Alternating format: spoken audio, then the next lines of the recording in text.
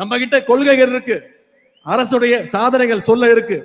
விடியல் பயண திட்டம், முதலமைச்சருடைய காலை உணவு திட்டம், புதுமை பெண் திட்டம், தமிழ் புதல்வன் திட்டம், நான் முதல்வன் திட்டம், 2 லட்சம் இளைஞர்களுக்கு வேலை வாய்ப்பு கொடுத்திருக்கிறோம். இப்ப 10 லட்சம் இளைஞர்களுக்கு லேப்டாப் கொடுத்துட்டு இருக்காரு நம்முடைய முதலமைச்சர் அவர்கள். 100க்கும் அதிகமான விளையாட்டு வீரர்களுக்கு முதன்முறையாக அரசு வேலை வாய்ப்பை கொடுத்திருக்கிறோம். எல்லாத்துக்கும் மேல 1,30,00,000 மகளிருக்கு கலைஞர் மகளிர் உரிமை தொகை கொடுத்திருக்கிறோம்.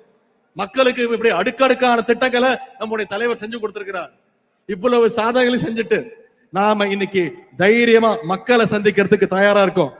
மத்தவங்க மாதிரி வீட்டுக்குள்ள போய் தூங்கிட்டு மாசத்துக்கு ஒரு வாட்டி வெளியில வந்து மூஞ்ச மூடிட்டு திருட்டுத்தனமா டெல்லிக்கு போய் சுத்துற தலைவர் கிடையாது நம்முடைய தலைவர்.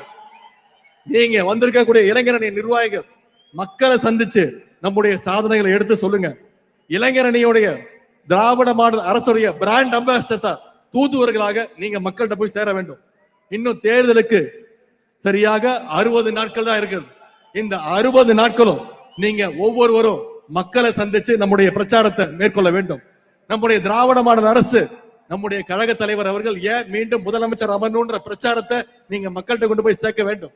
மக்களிடம் செல், மக்களோடு வாழ், மக்களிடமிருந்து கற்றுக்கொள்ளே பேரறிஞர் அண்ணா அவர்கள் நமக்கு சொன்னார்.